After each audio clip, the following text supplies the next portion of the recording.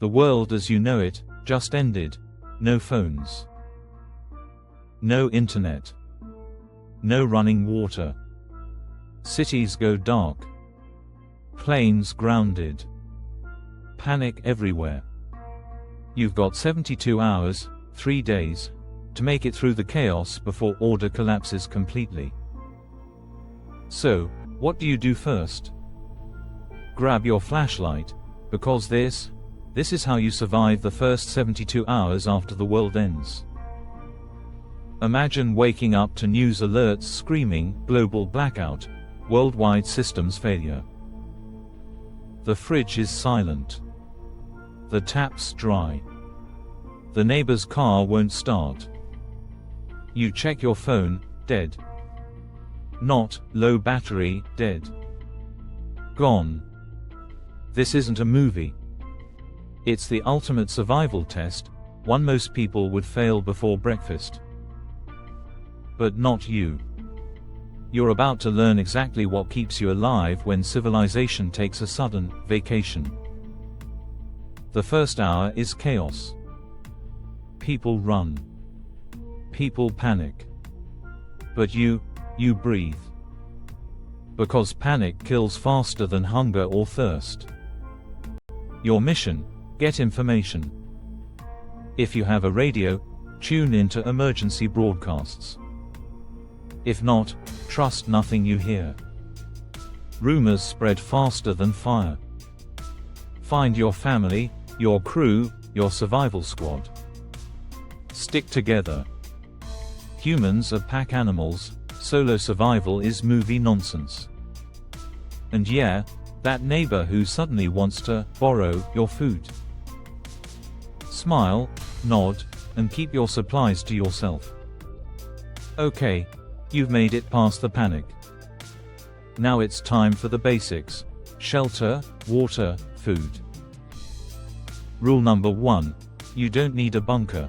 You need somewhere safe, dry, and secure. Lock the doors.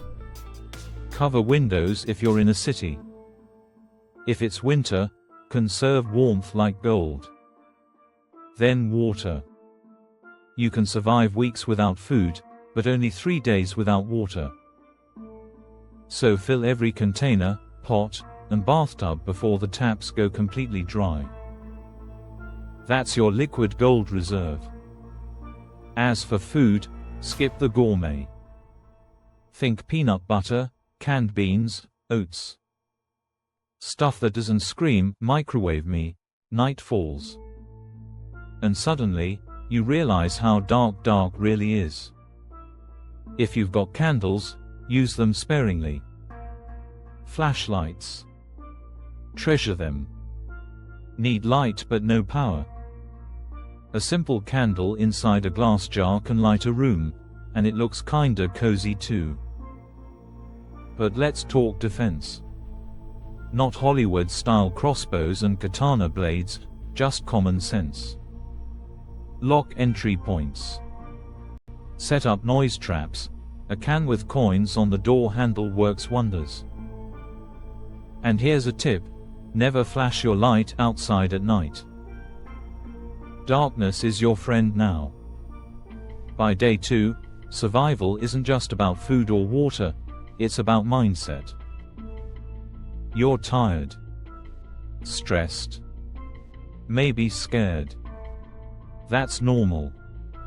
But fear burns energy you need to save. So create a routine. Keep your brain busy. If you're with others, assign roles: water watch, food rationing, lookout. If you're alone, talk out loud. Yes, seriously. It keeps your sanity sharp. And remember, optimism is fuel. History's toughest survivors didn't just have strength, they had hope. Also, don't eat all your snacks on day 1. Future you will hate you for it. Welcome to day 3, where things get real. By now, your short-term plan is running out. The power's still gone. No help yet. Time to think long game. Move to renewable resources, rainwater collection, rationing supplies, makeshift tools. Learn to signal. Mirrors, whistles, bright colors. You want rescuers to see you, not mistake you for a shadow. And if you're near others, start forming a mini community. Cooperation beats isolation every time. This is where the difference between surviving and living begins. Because the truth. Most people break here. You won't. You adapt. You evolve. You remember, humans have been surviving disasters for thousands of years. You're built for this. Here's the harsh truth. If you make it past 72 hours, your odds of long-term survival skyrocket. You've learned to stay calm when everyone else loses it. You've found water, warmth, and your will to fight. You've gone from hoping for help to being your own rescue. And maybe, just maybe, you've realized something deeper. Survival isn't about fear. It's about rediscovering what it means to be human when the lights go out. But here's the twist. What happens after those 72 hours? When the world stays dark, and the rules of society are gone for good. That's when survival turns into something far more dangerous, rebuilding. So hit subscribe, because tomorrow, we'll find out what happens on day 73.